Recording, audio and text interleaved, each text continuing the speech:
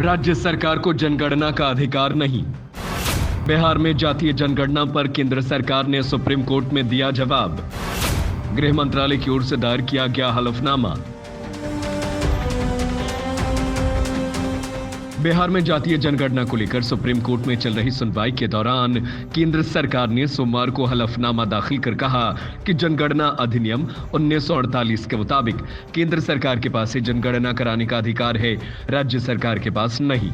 केंद्र ने कहा कि अधिनियम की धारा 3 के तहत केंद्र को ही ये अधिकार कानून के तहत मिला है, जिसमें केंद्र सरकार की ओर से अधिसूचना जारी करके ये घोषित किया जाता है कि देश में जनगणना कराई जा रही है और उसके आधार भी स्पष्ट किए जाते हैं। हलफनामे में केंद्र ने कहा कि संविधान में किसी अन्य प्राधिकरण या निकाय के पास जनगणना या जनगणना जैसा कोई कदम उठाने का अधिकार नहीं है। सुप्रीम कोर्ट में गृह मंत्रालय की ओर से दाखिल किए गए हलफनामे में यह भी बताया गया कि अनुसूचित जाति एससी, अनुसूचित जनजाति एसटी और अन्य पिछड़ा वर्ग के कल्याण के लिए सरकार की ओर से सभी जरूरी और समुचित कदम उठाए जा रहे हैं, जो संविधान और कानून के मुताबिक है।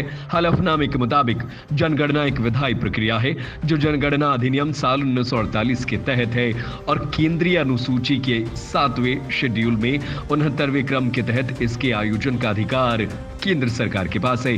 केंद्र ने हाल ही में उच्चतम न्यायालय में याचिका दायर कर पटना उच्च न्यायालय के उस आदेश को चुनौती देने वाली याचिका के एक समूह पर शीर्ष अदालत में चल रही सुनवाई में हस्तक्षेप करने की अनुमति देने का अनुरोध किया, जिसमें राज्य के फैसले को बरकरार रखा गया था।